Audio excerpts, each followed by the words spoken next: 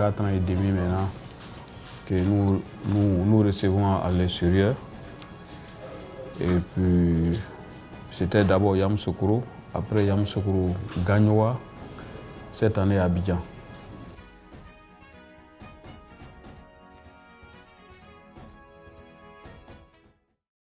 Janvier 2019, le Stade de la Paix débute des travaux de rénovation pour accueillir la prochaine CAN 2023. Depuis, Bouaké Football Club est le symbole de la migration des clubs de l'élite à la recherche d'un espace conforme pour une meilleure pratique du football. Des rencontres à domicile comme à l'extérieur délocalisées qui ont assez de conséquences. Voilà, on n'a pas énormément de temps, de repos. Voilà, c'est épuisant. Et puis bon, il y a le dégraissage aussi qu'elle a. On doit se reposer pendant au moins peut-être 4 heures ou 5 heures.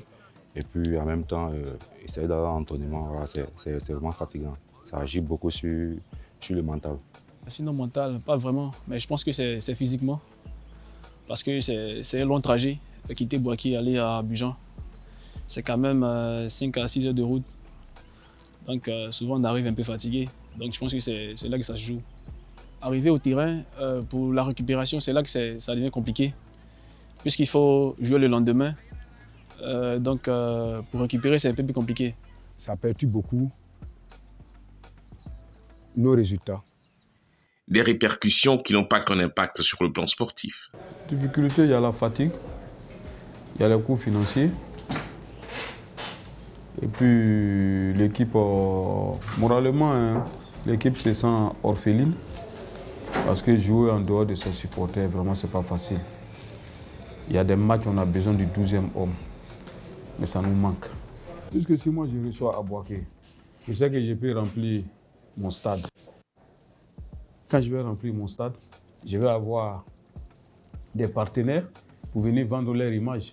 L'équipe qui passe autant de temps dans le car et sur les routes que sur les pelouses a réussi à faire ressortir du positif dans cette situation difficile. Positivement, ça prépare déjà les garçons déjà à pouvoir affronter les difficultés. Mais comme dans le groupe, tout le monde n'a pas ce degré de mental là, donc ça peut fragiliser un peu le groupe. C'est le fait d'être unis dans un autre endroit, loin de Bouaké.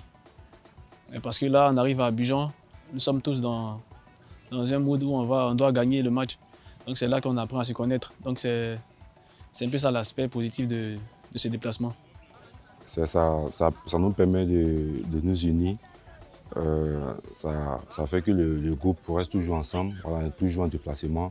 Ce qui fait notre solidarité, c'est qu'entre nous les joueurs d'abord, on se motive. Voilà, on essaie d'emmener un peu cette joie-là parce que c'est pas facile. C'est une grande expérience pour moi, puisque cela m'amène déjà à réfléchir déjà par rapport à la situation, comment adapter les séances, et ça me fait gagner encore en expérience et ça renforce encore plus mes capacités. Pour faire face à cette réalité, les étoiles du Bouaké font preuve de flexibilité. Que ce soit au niveau de la direction ou au plan technique, ils ont su s'adapter pour assurer le minimum de résultats sur le terrain. Donc déjà, être toujours en déplacement, nous jouons soit le samedi, nous rentrons sur Bouaké le dimanche, nous reprenons les entraînements lundi, nous devons retourner encore sur Abidjan peut-être le vendredi pour jouer encore samedi. Donc nous avons pratiquement 3 jours ou bien sinon 2 jours véritables pour pouvoir bien travailler. Donc nous travaillons plus sur la récupération et puis le côté tactique. Puisque nous avons déjà fait la préparation annuelle avant la compétition.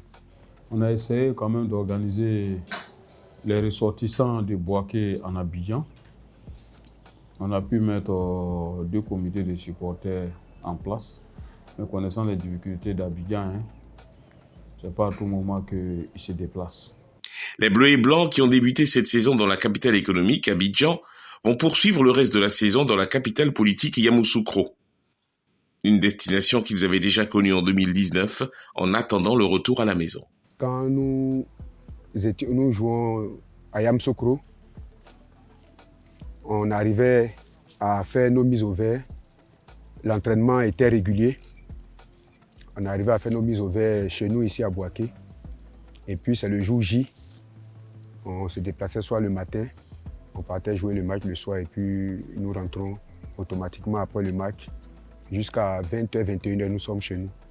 Si on reçoit Yamoussoukro, on va faire venir des supporters pour venir soutenir l'équipe.